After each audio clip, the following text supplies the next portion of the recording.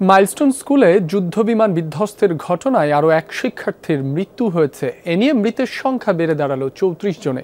রাজধানীর জাতীয় বার্ন ইনস্টিটিউটে রাত 1:45 মাইলস্টোনের শিক্ষার্থী সাহিল ফারাবি আয়ানের মৃত্যু হয়। তার শরীরে 40% অংশ দগ্ধ ছিল। অবস্থার অবনতি হওয়ায় লাইফ সাপোর্টে রাখা হয় তাকে।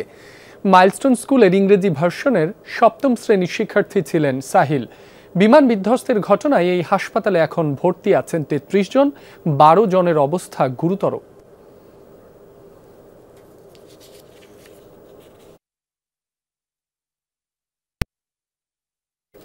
জাতীয় বার্ন ইনস্টিটিউটে আছেন সহকর্মী হাসান মিসবা।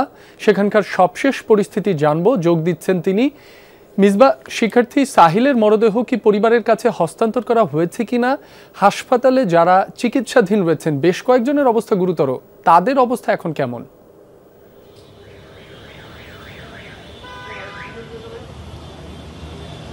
সাহিলের মরদেহ হস্তান্তর করা হয়েছে কিনা এটি আসলে হাসপাতাল কর্তৃপক্ষ এখনও আমাদের বিষয়টি ক্লিয়ার করেনি। তারা প্রতিদিন একটি নির্দিষ্ট সময় অর্থাৎ বিকেল 3টায় আনুষ্ঠানিক ব্রিফিংয়ে সেই তথ্যটি জানায়। আর হাসপাতালে এখন ভর্তি আছেন 33 জন। গতকাল 34 ছিল, একজন সাহিল যেহেতু মারা গেল, 33 জন ভর্তি আছে। এর মধ্যে শ্বাসনালী পুড়ে যাওয়া আছে 5 জন। শ্বাসনালী যদি 5%ও পুড়ে যায় তাহলে সেই রোগীকে ঝুঁকিপূর্ণ ধরা হয়। আর এছাড়া প্রায় 12 জন রোগীর অবস্থা কিন্তু সুবিধা নয়, তারা ঝুঁকিপূর্ণ অবস্থায় আছেন। তার মধ্যে 3 জন আছেন আইসিইউতে, একজনকে লাইফ সাপোর্টে রাখা হয়েছে। তার শরীরের 54% পুড়ে গেছে। অর্থাৎ ঝুঁকিপূর্ণ বলা যায় 12 জন রোগীকে।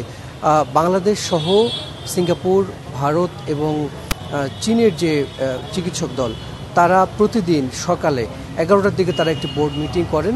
তারপরে পরবর্তী চিকিৎসা কী হবে সেটি আসলে নির্ধারণে নানা ধরনের তারা ব্যবস্থা নেন এবং আনুষ্ঠানিকভাবে বিকেল 3টায় সব উদ্যোগগুলো গণমাধ্যমে আমাদেরকে জানানো হয়।